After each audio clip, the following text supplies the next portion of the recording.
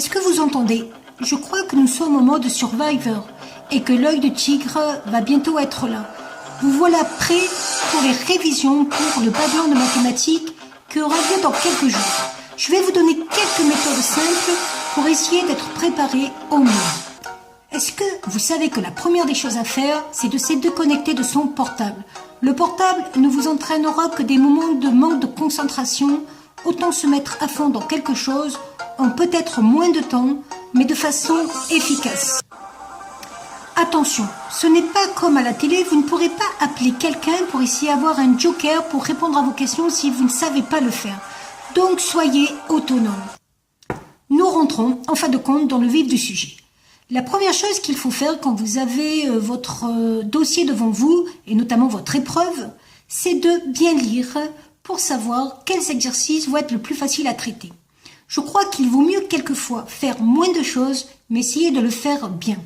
Car ce n'est pas très grave si tout n'est pas terminé à partir du moment où un maximum de points est acquis. Quand vous avez lu rapidement votre sujet et que vous êtes rendu compte qu'il y avait des exercices que vous saviez mieux faire que d'autres, vous pouvez commencer à le traiter. Il faut déjà se dire que en mathématiques, dans les épreuves de bac, rien n'est gratuit. À partir du moment où on vous a demandé de résoudre des questions et de résoudre des problèmes, c'est que vous allez utiliser le résultat éventuellement dans les questions d'après. Et ça, c'est très important dans les épreuves de bac pour essayer de résoudre les problèmes. C'est de relier toutes les questions entre elles, même si vous ne savez pas forcément justifier le début des exercices. Souvent, on vous donnera les réponses. On vous demandera de les justifier. Mais par rapport à ça, vous pouvez toujours utiliser ces réponses pour pouvoir répondre aux questions d'après. Par exemple, lorsqu'on vous dit montrer que la fonction g est positive et que dans la question d'après, on vous dit montrer que la fonction dérivée f' de x peut s'écrire en fonction de g de x. N'hésitez pas à utiliser le fait que vous avez prouvé que la fonction g était positive pour continuer à trouver le signe de la dérivée et ainsi faire le tableau de variation. Quand on va vous demander des limites, il ne faut pas hésiter à taper la courbe représentative de la fonction sur la calculatrice pour voir éventuellement graphiquement ce que vous avez comme limite. Vous aurez toujours des points au bac si vous arrivez à donner les limites même sans les justifier. Et pour justifier ces limites, n'oubliez pas qu'il faut toujours utiliser les limites que vous avez vues en cours, notamment pour les fonctions exponentielles et logarithmes népériens. Il y a quelques limites de base sur lesquelles il faudra toujours retomber, par exemple en écrivant sous la forme d'un produit ou d'un quotient, en passant à l'inverse, etc., etc. La première chose aussi que je pourrais vous conseiller, c'est d'aller sur le site de l'APMEP. APMEP comme Association des professeurs de mathématiques de l'enseignement public. Vous avez tous les sujets de bac qui sont tombés depuis des années, voire des dizaines d'années, et avec leurs corrections. Ça va vous permettre justement de vous mettre en situation de recherche par rapport à des sujets de bac et de voir ce qu'on va vous demander justement le jour de l'épreuve. Et si jamais vous bloquez, parce qu'il faut se dire que peut-être vous allez bloquer, vous allez essayer de trouver un moyen de vous débloquer. Et si vous n'y arrivez pas, vous regardez la correction et vous essayez de comprendre pourquoi dans la correction, ils ont pris tel ou tel chemin. Mais avant d'en arriver à regarder la correction, il faut vraiment essayer de chercher par soi-même. Parce que contrairement à ce qu'on peut penser, le fait de chercher, de bloquer, de se tromper, c'est déjà le début d'un apprentissage. Parce qu'on est capable de savoir ce qu'on est capable de faire ou pas et d'essayer de trouver des solutions par rapport aux données que nous avons. Parce que souvent, vous avez les connaissances pour essayer de résoudre un problème. Mais ce que vous n'arrivez pas à faire, c'est aller trier. Et vous ne savez pas comment les utiliser pour aller à l'essentiel. Et c'est justement par l'apprentissage, l'expérimentation qu'on peut trier les données. On essaye d'une façon, on voit qu'on n'y arrive pas, on essaye d'une autre façon, et c'est comme ça qu'on arrive à trouver une solution. Rentrons dans le vif des sujets par rapport aux différents chapitres. Vous allez particulièrement tomber sur des chapitres que vous avez fait dans l'année. Par exemple, les probabilités conditionnelles.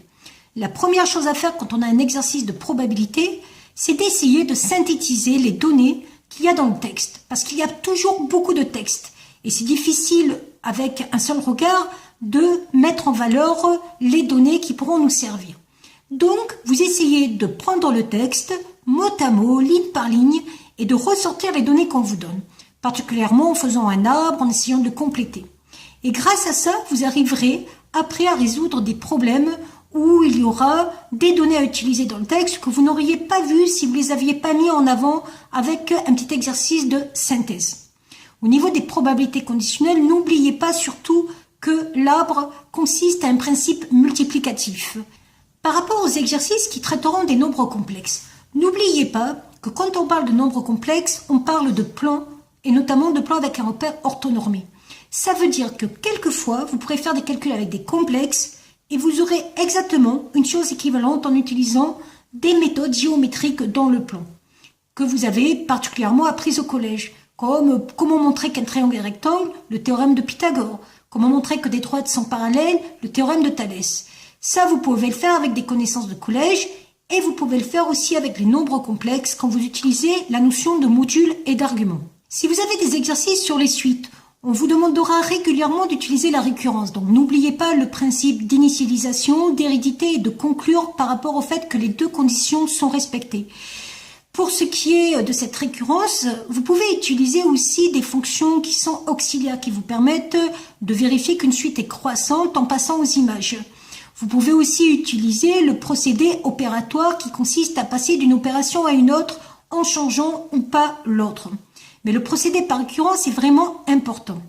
Ça va vous permettre notamment de montrer que les suites sont croissantes et majorées ou décroissantes et minorées. Et à partir de là, de montrer qu'elles sont convergentes. Et quand une suite est convergente, n'oubliez pas qu'elle converge toujours vers un point fixe. Et ce point fixe vérifiera L égale f de L. Si f est la fonction qui a été utilisée pour définir la suite UN par récurrence. Souvent, dans les sujets de bac, et ça depuis plusieurs années, on va vous demander de répondre à des problèmes concrets, où on ne verra pas tout de suite où sont les mathématiques et les outils mathématiques qu'on utilise.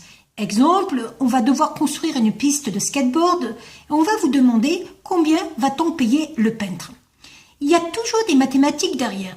Donc, même si vous ne comprenez pas tout dans l'énoncé, il ne faut pas que ça vous fasse peur. Il y aura toujours des petits endroits où on va vous demander par exemple d'étudier des fonctions. Et à partir des variations d'une fonction, de répondre à une notion de maximum ou d'utiliser le théorème des valeurs intermédiaires ou tout autre type de questions qui sont relatives aux fonctions. Essayez toujours de faire ces questions que vous pouvez éventuellement trouver avec une petite fonction dérivée en utilisant vos formules de base. Même si vous n'arrivez pas à tout relier, pensez toujours que ça vous apportera des points. Il faut aussi savoir utiliser votre calculatrice. Soit par exemple pour déterminer les éléments d'une suite avec un tableur, essayer de voir comment se passe l'évolution de cette suite, soit par exemple pour utiliser quelques lois de probabilité, comme la loi binomiale, où vous pouvez trouver d'ailleurs à quel moment une variable est égale à une valeur donnée, à quel moment une variable est inférieure ou égale à une valeur donnée. Donc n'hésitez pas à utiliser votre calculatrice. Et par exemple aussi au niveau des nombres complexes. Les nombres complexes, n'oubliez pas que votre calculatrice vous permet de calculer toutes les opérations avec les nombres complexes, de trouver les modules, de trouver les arguments. Donc essayez toujours de voir si vous avez une façon de justifier que le résultat que vous avez trouvé est pertinent. Soit par une courbe, par un résultat de la calculatrice, mais c'est toujours bien. Se tromper, ce n'est pas grave. Ce n'est pas s'en rendre compte qui est grave. On peut se tromper, mais il faut trouver des moyens qui vous permettent de voir si vous êtes trompé ou pas. Lorsque vous allez avoir un algorithme aussi dans un exercice, souvent ça sera le cas où il y aura des suites ou des fonctions, ça peut être dans une autre partie par rapport à une étude que vous avez faite au départ. Mais dites-vous toujours que c'est relié. C'est-à-dire que si on vous a fait étudier au départ une fonction ou une suite, dans l'algorithme, il va avoir un lien par rapport à cette fonction et cette suite. Donc quelquefois, même si vous ne comprenez pas le procédé de l'algorithme, il suffit de le compléter comme si vous faisiez la partie de dessus qui correspondait aux études d'une fonction ou d'une suite. Il va falloir bien sûr, avant d'arriver à cette épreuve, être prêt. Et pour être prêt, la première des choses à savoir, c'est retenir toutes les formules de cours que vous devez savoir par cœur. Si vous êtes entraîné sur des exercices TIBAC ou des exercices d'application, c'est pour les exercices de base, être prêt. Ça vous permettra de vous adapter après à des exercices un peu plus complexes. Car c'est vrai que tout n'est pas forcément simple et basique, mais avec un petit peu d'expérience, tout peut devenir simple et basique à partir du moment où vous savez relier toutes les données entre elles. Car n'oubliez pas une chose, vous savez tout faire, mais des fois, vous avez oublié que vous savez tout faire. Donc, ayez confiance en vous. Bonne chose pour les révisions, et le jour J, soyez confiants. Écrivez, on ne vous enlèvera pas des points si vous écrivez des choses de faux. Par contre, on ne vous mettra pas de points si vous n'avez rien écrit. Essayez d'être cohérent, avancez, ayez confiance en vous. Bonne révision!